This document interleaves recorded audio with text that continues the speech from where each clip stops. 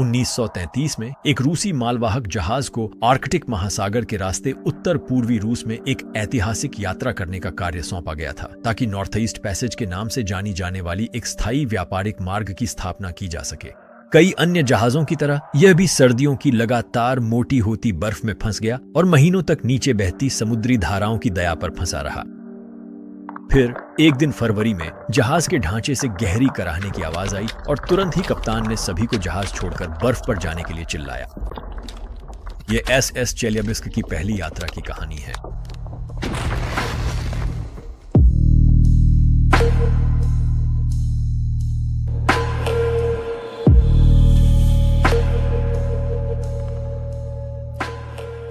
मानचित्र के सबसे उत्तरी छोर से सटे अन्य देशों की तरह आर्कटिक क्षेत्र रूसी लोगों के लिए गहरा महत्व रखता है। इस क्षेत्र की उनकी खोजबीन 1648 में शुरू हुई थी, जब कोसैक लोगों का एक छोटा समूह बेरिंग जलद मरुमध्य के रास्ते उत्तर पूर्वी रूस के चारों ओर नौकायन करता हुआ गया था। इस यात्रा ने इस विश्वास को गलत साबित कर दिया कि एशिया और उत्तरी अमेरिका भूमि द्वारा जुड़े हुए हैं, बल्कि वे पानी द्वारा अलग हैं। और हालांकि उत्तरी एशिया के पार एक मार्ग जिसे नॉर्थ ईस्ट पैसेज कहा जाता है के बारे में कुछ समय से अनुमान लगाया जा रहा था, यह और अधिक प्रमाण था कि समुद्र के रास्ते से एक मार्ग संभव हो सकता है। सबसे महत्वपूर्ण बात यह थी कि इसका मतलब था कि यूरोप से प्रशांत महासागर तक आर्कटिक के पार एक संभावित मार्ग मौजूद था, जो कहीं अधिक सीधा था।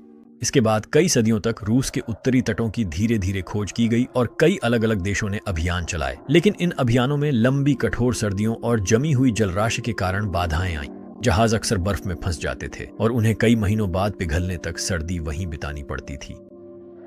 रूसी क्रांति 1917 के कई सदियों बाद और सोवियतों के नए नेतृत्व में रूस ने देश भर में कई महत्वाकांक्षी योजनाएं और लक्ष्य स्थापित किए। इन लक्ष्यों में से एक था उस मार्ग का केंद्रित विस्तार, जिसे उत्तरी समुद्री मार्ग द नॉर्दर्न सी रूट नाम दिया गया था। तब तक यह पता चल चुका था कि साइबेरिया अत्यंत संसाधन संपन्न है और यह मार्ग लोगों और वस्तुओं के स्थानांतरण को क्षेत्रों के बीच और अंततः पूरे रूसी राष्ट्र में पश्चिम से पूर्व तक सुगम बनाएगा। हालांकि पिछली अभियानों और खोजों की तरह इसका मतलब था उत्तरी तटों पर फैले बर्फीले समुद्रों को पार करना। इसे करने के लिए उन्होंने हाल ही में आविष्कृत आइस ब्रेकरों का इस्तेमाल किया, जो ऐसे जहाज होते हैं जिनका ढांचा मजबूत होता है और जिनका आकार बर्फ को चीरने में मदद करता है। इन आइस ब्रेकरों के अलावा इसी समय के आसपास विमानों का भी इस्तेमाल शुरू हुआ और जहाज के डेक पर विमानों को रखा जाता था। फिर उन्हें बर्फ में काटी गई अस्थायी हवाई पट्टियों पर उतारा जाता था। फिर विमान आगे उड़कर जहाजों के लिए सबसे सुरक्षित रास्ते की तलाश करते थे। 1920 के दशक के अंत तक रूस में इन खोजों के कारण पायलट और जहाज दोनों ही प्रसिद्ध होने लगे थे और सोवियत सरकार उत्तरी मार्गों को अधिक गंभीरता से लेने लगी थी। फिर 1932 में सोवियत नेतृत्व ने इस क्षेत्र की यथासंभव विस्तार से खोज के लिए एक आर्कटिक आयोग की स्थापना की। इस आयोग के प्रमुख के रूप में प्रोफेसर ओटो श्मिट को नियुक्त किया गया, जो मॉस्को स्टेट यूनिवर्सिटी में गणित के प्रोफेसर, एक कुशल भूगोलवेत्ता और वैज्ञानिक साहित्य के लिए राज्य प्रकाशन गृह के निदेशक थे। वह संयोग से एक उत्साही पर्वतारोही थे और उन्होंने आर्कटिक महासागर में स्थित फ्रांज जोसेफ लैंड नामक द्वीप समूह में कई अभियानों का नेतृत्व किया था, ताकि वहां एक वैज्ञानिक अनुसंधान केंद्र स्थापित किया जा सके। इन अभियानों के दौरान जैसे जैसे उन्हें पर्वतारोहण से प्रेम हुआ था, वैसे वैसे ओटो को आर्कटिक से भी लगाव हो गया। उसी वर्ष बाद में ओटो को पहली बार उत्तरी समुद्री मार्ग को एक ही मौसम में पार करने का कार्य सौंपा गया। इस योजना के तहत उन्हें मुर्मांस्क के उत्तर पश्चिमी तट से एक जहाज लेकर पूरे रूस के पार, फिर बेरिंग जलद मरुमध्य से होते हुए जापान के उत्तर में स्थित तटों तक जाना था। इस यात्रा के लिए ओटो ने एक आइस ब्रेकर का इस्तेमाल किया और रास्ते में उसके प्रोपेलर शाफ्ट के टूट जाने के बावजूद वह सफल रहे। अविश्वसनीय रूप से एक अस्थायी पाल का उपयोग करते हुए अभियान ने यात्रा का अंतिम चरण सफलतापूर्वक पूरा किया। सोवियत सरकार के लिए यह इस मार्ग के व्यावहारिक होने का प्रमाण था।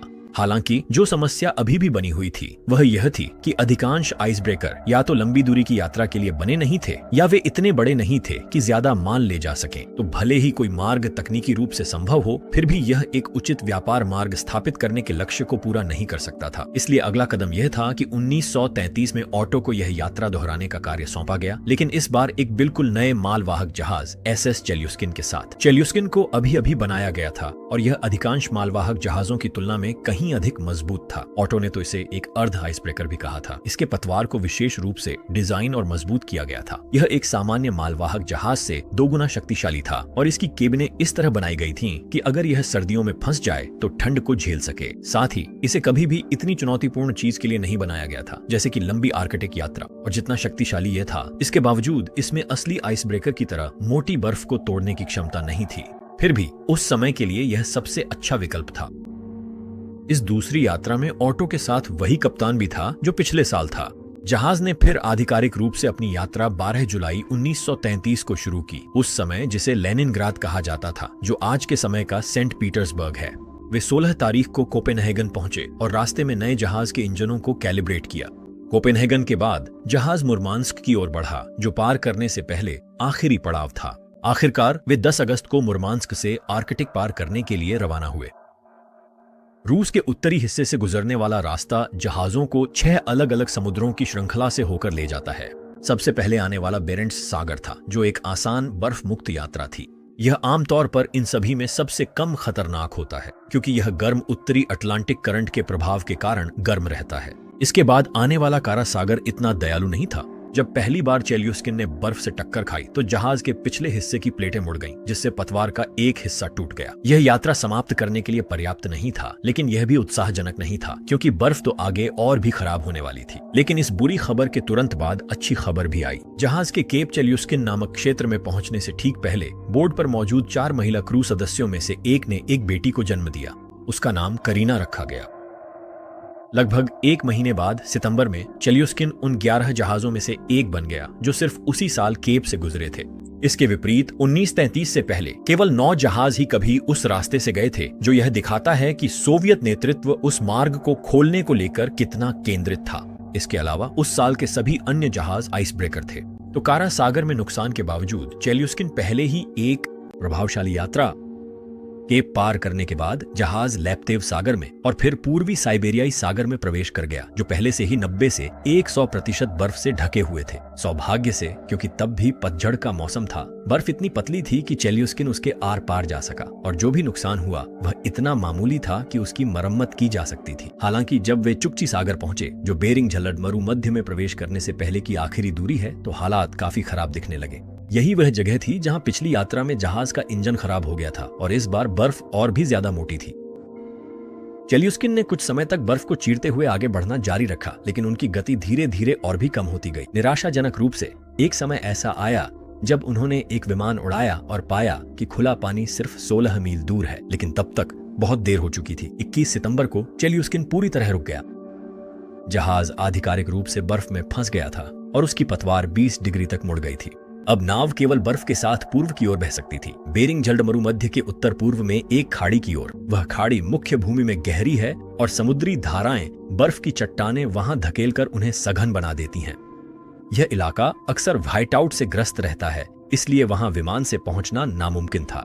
तो कोई और विकल्प न होने के कारण चालक दल ने खुद को मौसम के सुधरने तक इंतजार करने के लिए तैयार कर लिया और अन्य कार्यों पर ध्यान केंद्रित किया। करीब 1 हफ्ते बाद 1 अक्टूबर को ऑटो ने दूर से एक आवाज सुनी। सफेद धुंध के बीच वह दूर से कुत्तों के भौंकने और हुआ हुआ करने की आवाज सुन सकता था। शुरुआत में यह आवाज धीमी थी, लेकिन शोर लगातार तेज होता गया जब तक कि कुत्तों की स्लेजें धुंध से बाहर नहीं आ गईं। वे चुकची लोगों का एक दल था जो उस क्षेत्र के मूल निवासी हैं। माना जाता है कि उनमें से एक ने फंसे हुए जहाज को देखने के बाद उन्होंने एक बचाव दल भेजा और कुत्तों की स्लेज से 25 किलोमीटर की यात्रा तय कर उनके पास पहुंचे। इसके बाद ऑटो ने एक चालक दल के सदस्य से, जो उनकी भाषा बोलता था, कहा कि वह उसके साथ किनारे चले। चुकची लोगों ने उन्हें बेरिंग झल्ड मरु मध्य ले जाने को कहा, जहां लिट के आइस ब्रेकर था। कम स्लेज होने से वे 100 सदस्यों में से कुछ को ही ले जा सके। यह जमी हुई साइबेरिया से 330 किलोमीटर की कठिन यात्रा थी और सर्दी बरह रही थी। इसी कारण ऑटो ने एक ऐसे व्यक्ति को भेजने का फैसला किया जो बिना डॉक्टर को देखे जल्द ही मर सकता था, और 6 अन्य लोगों को, जिन्हें उसने वादा किया था कि अगर जहाज फंस गया तो वह उन्हें उनके रोज के काम पर वापस भेज देगा। स्थानीय लोगों के चले जाने के बाद और लंबी सर्दी से निपटने के लिए ऑटो ने बर्फ पर पास ही एक बेस बनाने की तैयारियां शुरू कर दी। लेकिन फिर 5 अक्टूबर को हवा की दिशा बदल गई और जिस जगह वे बेस बना रहे थे वहां की बर्फ टूट गई। जो लोग बाहर काम कर रहे थे वे मुश्किल से अपने औजारों के साथ जहाज पर चढ़ पाए, इससे पहले कि पानी ने एक बार फिर जहाज को घेर लिया। अविश्वसनीय रूप से चेल्यूस्किन फिर से चलने लगी और इससे भी अच्छी बात यह थी कि जब वह पिछले दिनों फंसी हुई थी तब उन्होंने पतवार की मरम्मत भी कर ली थी। तुरंत ही पूरे जहाज में दल का मनोबल बढ़ गया और राहत की भावना फैल गई। लेकिन कुछ ही घंटों बाद बर्फ ने फिर से अपनी पकड़ बना ली और यह खुशी फिर से टूट गई। अब से वे पूरी तरह बर्फ और उसके नीचे बहने वाली जलधारा की दया पर थे। 1 महीने से ज्यादा चेल्यूस्किन बेरिंग जलडमरू मध्य के मुहाने पर बर्फ में फंसी रही। 3 नवंबर को बर्फ जलडमरू मध्य में बह गई, लेकिन वे अब भी फंसे थे।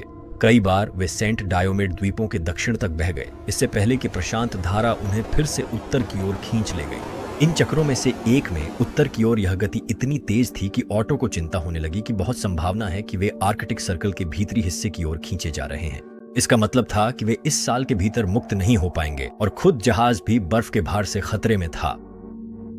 अब ऑटो ने पहले लिटके से मदद के लिए संपर्क किया था, लेकिन जब उन्होंने ऐसा किया तो उन्हें बताया गया कि लिटके को खुद अपनी समस्याएं थीं। उनके इंजन पूरी ताकत से नहीं चल रहे थे, इसलिए बर्फ तोड़ना मुश्किल था, अगर असंभव नहीं तो। हालांकि 10 नवंबर को जब स्थिति और भी ज्यादा खतरनाक हो गई, ऑटो ने लिटके को मदद के लिए गिड़गिड़ाते हुए एक संदेश भेजा। उन्हें पता था कि यह उनके लिए जोखिम भरा है, लेकिन उन्हें लगा कि उनके पास कोई और विकल्प नहीं है। हालांकि जहाज की हालत के बावजूद लिटके के कप्तान ने जो भी संभव हो सके करने के लिए सहमति दे दी। शुरुआत में उन्होंने सीधे अंदर जाने की कोशिश की, बर्फ तोड़ते हुए, लेकिन आधी ताकत वाले जहाज के लिए यह बहुत ज्यादा था। फिर उन्होंने बर्फ की चादर के एक किनारे से जाने की कोशिश की, जहां किनारा चेल्यूस्किन के करीब था, लेकिन वह भी काम नहीं आया। तेजी से हालात बिगड़ने लगे और बर्फ और मोटी और चौड़ी होती गई। लिटके के कप्तान ने सुझाव दिया कि जहाज बर्फ किनारे बांधें और चेल्यूस्किन दल पैदल वहां पहुंचे, लेकिन तब तक दूरी 50 किलोमीटर हो चुकी थी। ऑटो इतना बड़ा जोखिम नहीं उठा सकते थे। एक और विकल्प था लोगों को विमान से ले जाना, लेकिन जब विमान ने उड़ान भरने की कोशिश की तो वह बर्फ पर फिसल गया और इतनी बुरी तरह क्षतिग्रस्त हो गया कि उसकी मरम्मत संभव नहीं थी। दुर्भाग्यवश यह उनका आखिरी सहारा था, इसलिए भारी मन से ऑटो ने लिटके को उन्हें पहुंचने की कोशिश बंद करने के लिए कह दिया।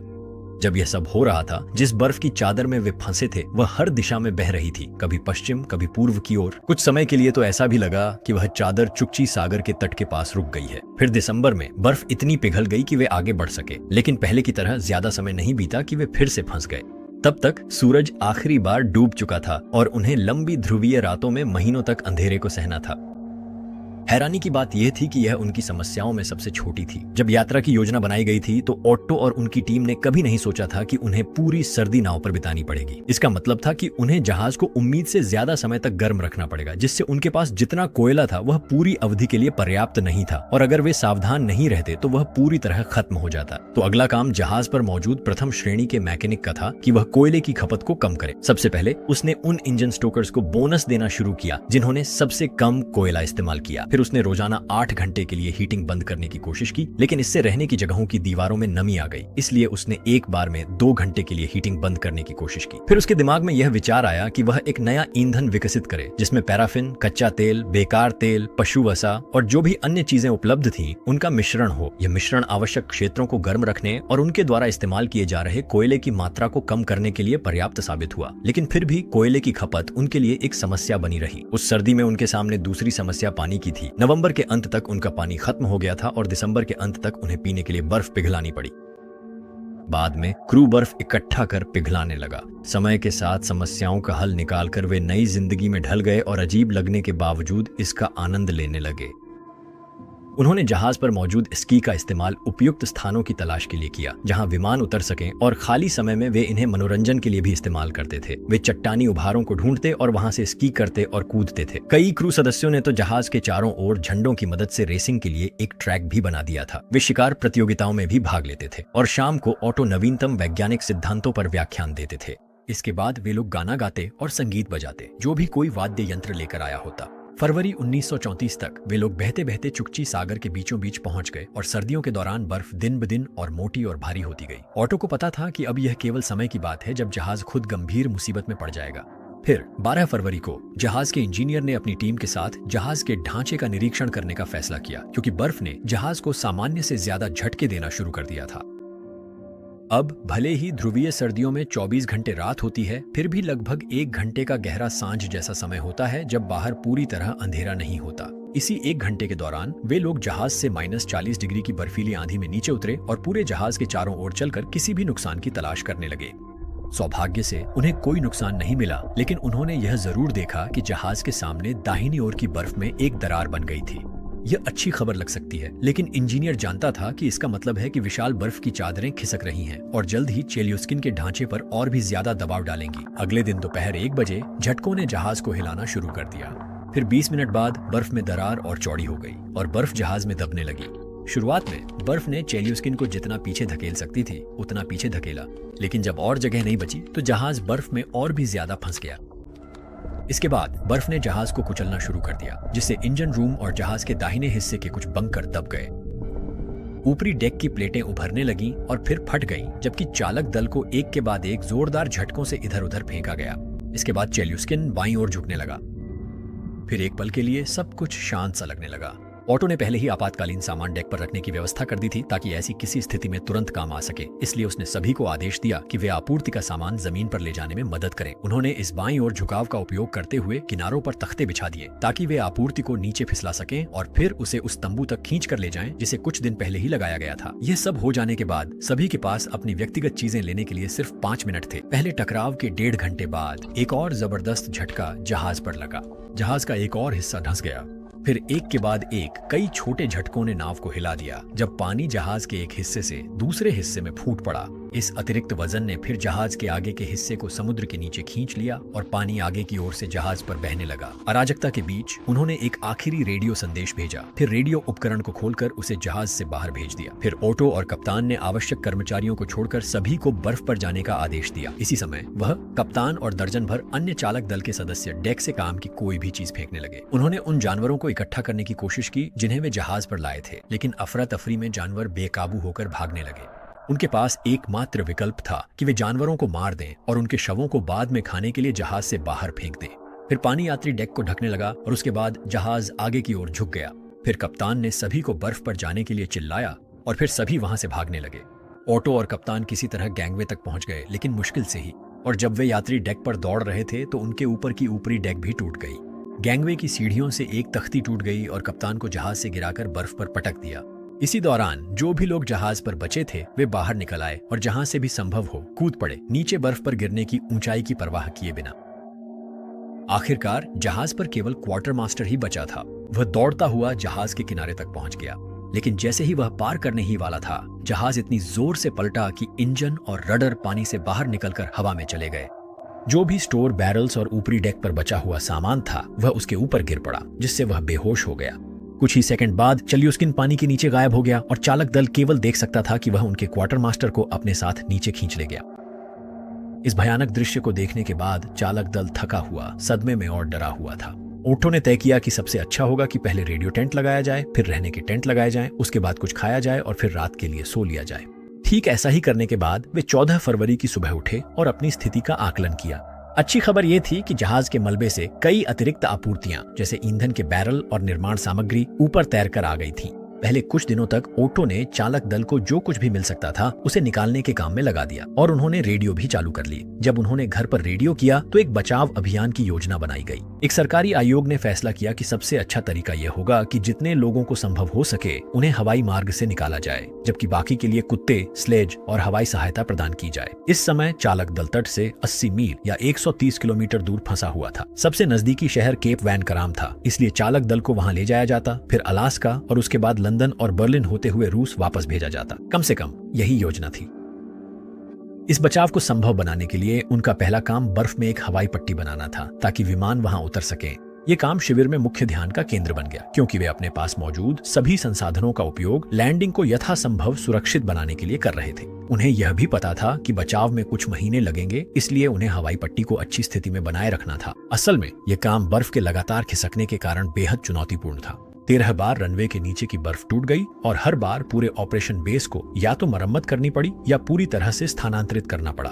जब यह सब हो रहा था, ओटो बचाव कार्य का समन्वय कर रहे थे और यह तय करने में व्यस्त थे कि कौन विमान से जाएगा और कौन कुत्तों की स्लेज से यात्रा करेगा। यात्रा में शामिल कुछ महिलाएं यह जानकर नाराज हो गईं कि ऑटो ने उन्हें 4 बच्चों और बीमार दिखने वाले लोगों के साथ विमान में सीटें दी थीं। वे इसलिए नाराज थीं क्योंकि वे पुरुषों की तरह ही कड़ी मेहनत कर रही थीं और उनका मानना था कि अन्य कमजोर सदस्यों को उनकी जगह लेनी चाहिए। लेकिन ऑटो अपने फैसले पर अडिग थे। विमानों में महिलाओं, बच्चों और बीमार लोगों को ही ले जाया जाना था। तब तक उन्हें बस हवाई पट्टी को एक टुकड़े में बनाए रखने और इंतजार करने पर ध्यान केंद्रित करना था। उन्होंने इस अस्थायी घर को कैंप श्मिट कहना शुरू कर दिया।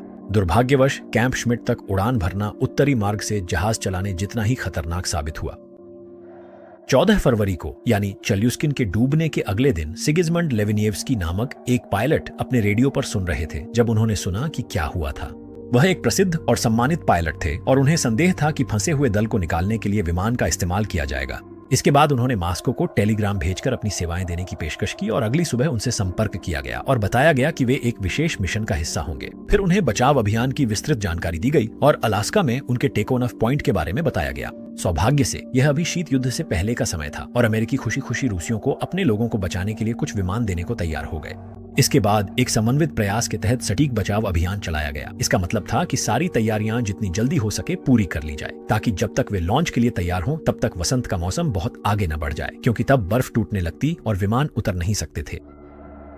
इसके बाद सिगी को जॉर्जी उशाकोव नामक व्यक्ति के साथ फेयरबैंक्स अलास्का भेजा गया, जो एक अनुभवी आर्कटिक अन्वेषक थे और बचाव अभियान का समन्वय करने वाले थे। फिर 26 मार्च को सारी तैयारियां पूरी हो गईं और सिगी ने पहली बार अपना विमान उड़ाया। वहां योजना थी कि 500 मील की दूरी तय कर अलास्का के बेरिंग जलडम मरुमध्य के किनारे स्थित नोम शहर पहुंचना है। जैसे ही वे आगे बढ़ रहे थे, अचानक उनकी गति कम होने लगी, मानो हवा उन्हें धीमा कर रही हो। तब सिगी ने रेडियो पर संपर्क किया और आगे के मौसम के बारे में पूछा, जिसके जवाब में उन्हें बताया गया कि आगे बर्फीला तूफान शुरू हो गया है, जिससे उन्हें वापस लौटना पड़ा और बेहतर मौसम का इंतजार करना पड़ा। 2 दिन बाद विमान ने एक बार फिर उड़ान भरी, लेकिन इस बार उन्हें यह भी नहीं पता था कि मौसम कैसा है, क्योंकि मौसम केंद्र ठीक से काम नहीं कर रहा था। लेकिन अब या कभी नहीं, क्योंकि बर्फ हर दिन कमजोर होती जा रही थी। इसलिए वे आगे बढ़ते रहे और शुरुआत में हालात ठीक थे, लेकिन आखिरकार बर्फबारी बढ़ गई और बादल इतने घने हो गए कि सिगी को नोम के लैंडिंग स्ट्रिप तक पहुंचने के लिए टेलीग्राफ के खंभों का सहारा लेकर बहुत नीचे उड़ना पड़ा।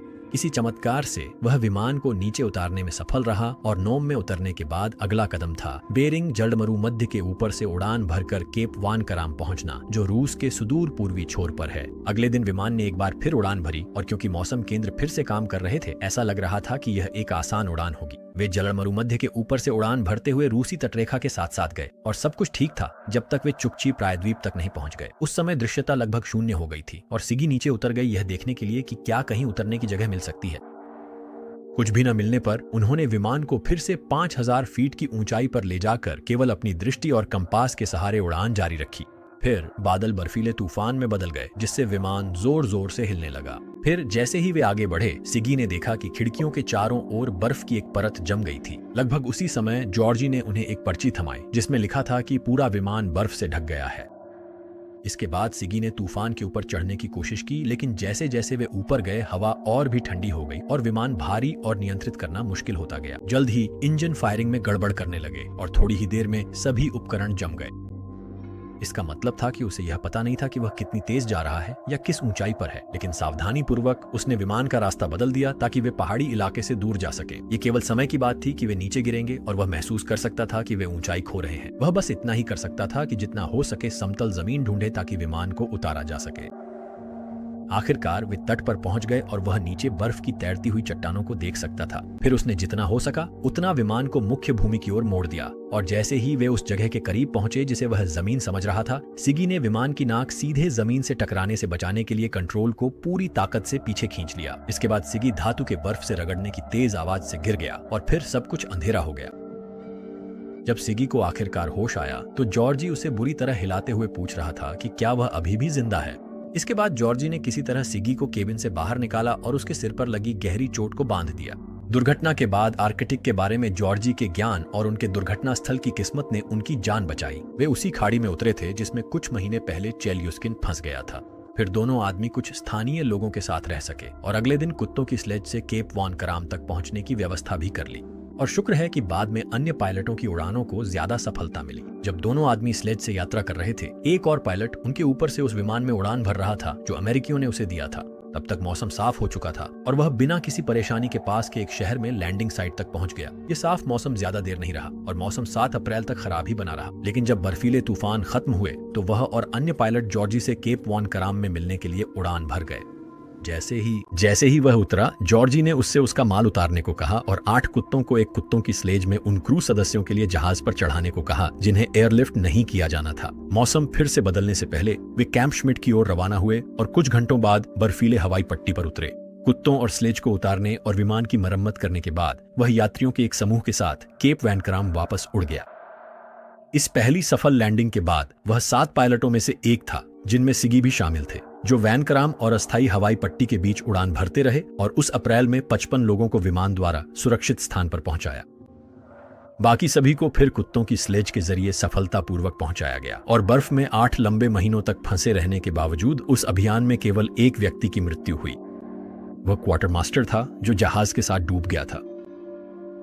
राहत कार्य के बाद इसमें शामिल पायलटों को सोवियत संघ का हीरो का खिताब दिया गया। सोवियत नेतृत्व ने भी इस यात्रा को सफल माना क्योंकि वे बेरिंग जलमरु मध्य तक पहुंच गए थे और उन्होंने मजबूत मालवाहक जहाजों का विकास किया और 1935 में उस मार्ग पर शिपिंग शुरू की। हालांकि आज भी आधुनिक जहाजों, आइस ब्रेकिंग और यहां तक कि बदलती जलवायु के बावजूद उत्तरी समुद्री मार्ग बर्फ, अत्यधिक मौसम और आर्कटिक में बुनियादी ढांचे की कमी के कारण अन्य मार्गों की तुलना में उतना स्थिर नहीं है। 2006 में चुक्ची सागर के नीचे 50 मीटर गहराई में मिले एक जहाज के टुकड़ों की पुष्टि की गई कि वे चेल्यूस्किन के ही हैं।